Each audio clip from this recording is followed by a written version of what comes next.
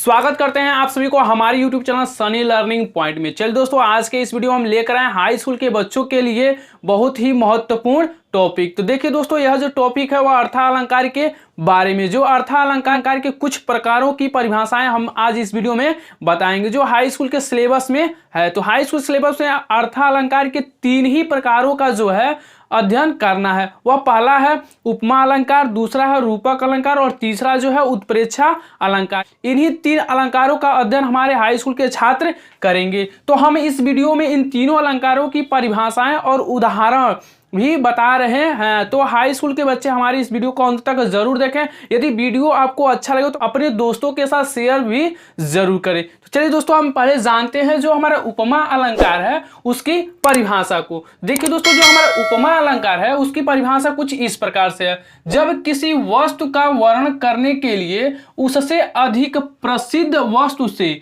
गुण से, धर्म आदि के आधार पर उसकी समानता जाती है तब उपमा अलंकार होता है। तो देखिए दोस्तों, जो हमारा उपमा अलंकार है इसमें यही बताया जा रहा है कि जब किसी वस्तु की तुलना किसी दूसरे वस्तु से किया जाता है तब वहां पर हमारा उपमा अलंकार होता है। वही हमारा दूसरा है कुछ इस प्रकार से, जहां 2 वस्तुओं के बीच समानता का भाव व्यक्त किया जाता है, उपमा अलंकार कहलाता है। तो अब आप समझ ही गएंगे कि जो हमारा उपमा अलंकार है वो किसे कहते हैं। तो देखिए दोस्तों, यहाँ पर हमने उपमा अलंकार के 4 उदाहरण को आपके समझ प्रस्तुत किए, जिसमें से आप किसी एक एग्जाम्पल को आप याद कर लीजिए और अपने किसी भी एग्जाम में आसानी से लिख सकते हैं। तो जिसमें से पहला एग्जाम्पल है कर कमल के समान सुंदर है, पहला एग्जाम्पल है। दूसरा एग्जाम्पल है तवा समथी तपती वसुधारा, और तीसरा एग्जाम्पल है हाय फूल सी कोमल बच्ची हुई राख की थी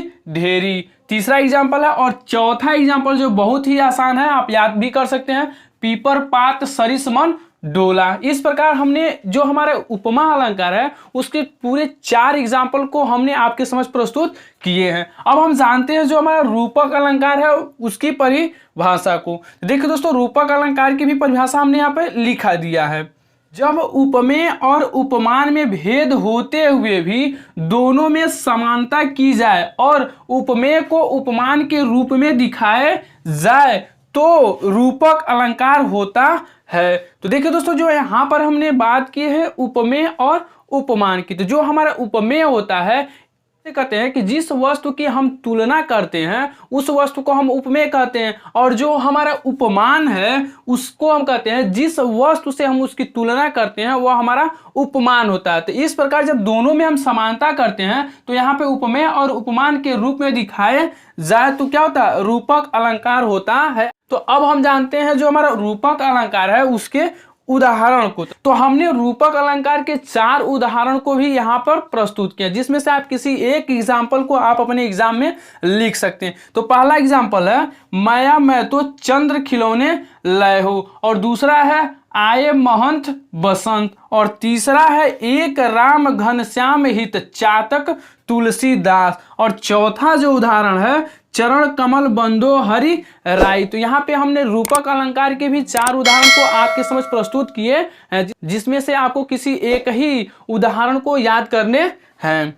अब हम जानते हैं जो हमारा उत्प्रेक्षा अलंकार को। तो जो हमारा उत्प्रेक्षा अलंकार है उसकी परिभाषा है जब उपमेय में उपमान की संभावना की जाए वहां उत्प्रेक्षा अलंकार होता है। यहाँ पे स्पष्ट बात यही कहा जा रहा है कि जब हम उपमेय में ही उपमान की संभावना करते हैं तब वहां पे हमारा होता है उत्प्रेक्षा अलंकार। और दूसरा परिभाषा इसी का, जब उपमेय से भिन्नता जानते हुए भी उपमेय में उपमान की संभावना की जाए तो वहां उत्प्रेक्षा अलंकार होता है। तो यहाँ पर हमने उत्प्रेक्षा अलंकार के 2 एग्जाम्पल को आपके समझ प्रस्तुत किए हैं। तो जो पहला है वह यह है कि सिर फट गया उसका वही मानो अरुण रंग का घड़ा, और यह जो दूसरा एग्जाम्पल है यदि आप इस एग्जाम्पल को याद कर लेते हैं तो आपको यह रौद्र रस का एग्जाम्पल भी याद हो जाएगा। जो यह एग्जाम्पल है वह रौद्र रस का भी एग्जाम्पल है और उत्प्रेक्षा अलंकार का भी एग्जाम्पल है। तो एक ही एग्जाम्पल याद करने से आपको 2 एग्जाम्पल एक साथ याद हो जाएंगे। तो याद कीजिए, उस काल मारे क्रोध के तनु कांपने उसका लगा, मानो हवा के वेग से सोता हुआ सागर जगा। तो यह रहा हमारे उत्प्रेक्षा अलंकार की उदाहरण। यदि आपको हमारा ये वीडियो अच्छा लगा तो अपने दोस्तों के साथ शेयर करना ना भूलें और हमारे चैनल को सब्सक्राइब भी जरूर करें। तो चलिए दोस्तों, मिलते हैं नेक्स्ट वीडियो में।